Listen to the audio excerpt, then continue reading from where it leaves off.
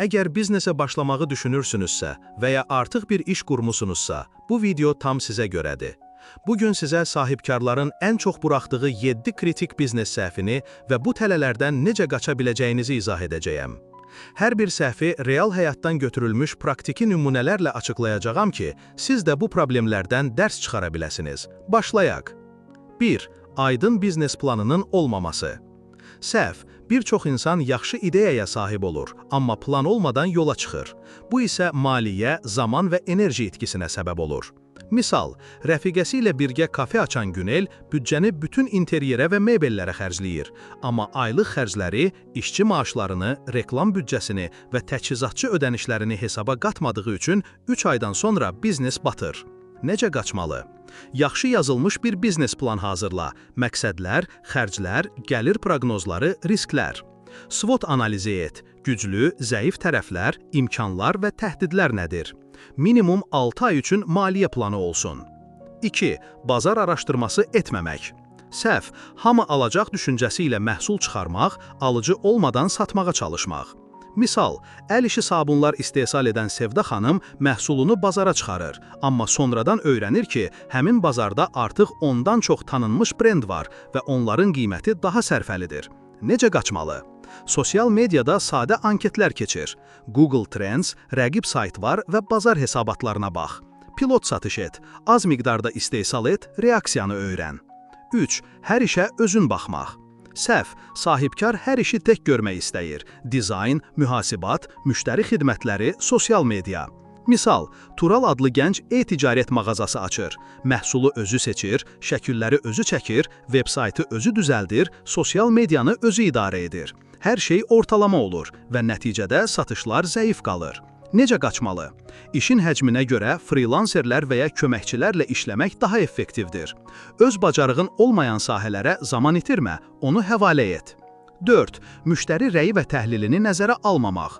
Səhv, müştəri nə deyir, hansı məhsulu istəyir, hansı xidmətdən narazıdır, bunlara fikir verməmək. Misal, rəylərdə tez-tez çatdırılma gecikdi yazılır, amma sahibkar bunu görməzlikdən gəlir. Müştərilər tədricən başqa brendlərə keçir. Necə qaçmalı? Rəyləri oxu, analiz et, cavab ver. E-mail sorğuları, Google Forms və ya sosial media anketləri ilə daim müştəri fikrini öyrən. Rəyləri inkişaf üçün fürsət kimi gör. 5. Pul idarəsi və nəzarətsiz xərclər. Səhv, gəlir gələn kimi xərcləmək, lüks ofis, bahalı texnika, lazımsız dekor. Misal, Nihat ilk ayda gözlənilməz gəlir əldə edir və dərhal ofisini dəyişir, bahalı avadanlıq alır. Növbəti ay satışlar düşür və xərclər onu bataqlığa çəkir. Necə qaçmalı? Əsas prinsip əvvəl xərcləri yox, ehtiyacları düşün. Gəlirin 30-40%-ni ehtiyat fonda saxla. Hesabını mühasibat proqramları və ya sadə Excel-lə idarə et. 6.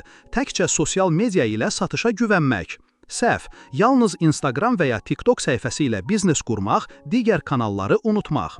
Misal, Aysel sadəcə Instagram səhifəsi ilə paltar satır. Bir gün səhifəsi bloklanır və bütün müştəri bazasını itirir. Necə qaçmalı? Paralel olaraq veb-sayt və ya e-poçt siyahısı qur. Müştəri məlumatlarını topla, e-poçt, telefon, sifariş tarixçəsi. Sosial medianı alət kimi istifadə et, əsas platforma kimi yox. 7. Davamlı öyrənməmək. Səhv, artıq hər şeyi bilirəm deyə düşünmək və trendlərdən geri qalmaq. Misal, rəqibləri reklamda AI-dan, ChatGPT-dən istifadə edir, amma Elxan hələ də köhnə metodlarla işləyir. Necə qaçmalı? Həftədə 1 saat biznes kitabı oxu və ya podkast dinlə. Onlayn kurslara yazılı, Coursera, Udemy, Skillshare kimi platformalardan istifadə et. Yerli biznes tədbirlərinə, seminar və webinarlara qatıl. Nəticə, biznes qurmaq sadəcə məhsul və ya xidmət satmaq deyil. O plan, təhlil, idarə etmə və davamlı öyrənmə tələb edir. Ən əsası, səhv etmək pis deyil, amma eyni səhvi təkrar etmək vaxt və pul itkisinə səbəb olur. Əgər bu video sizə faydalı oldusa, bəyənməyi və abunə olmağı unutmayın. Aşağıda rəy bölməsində siz hansı səhvləri etmisiniz və nələr öyrənmisiniz bizimlə paylaşın.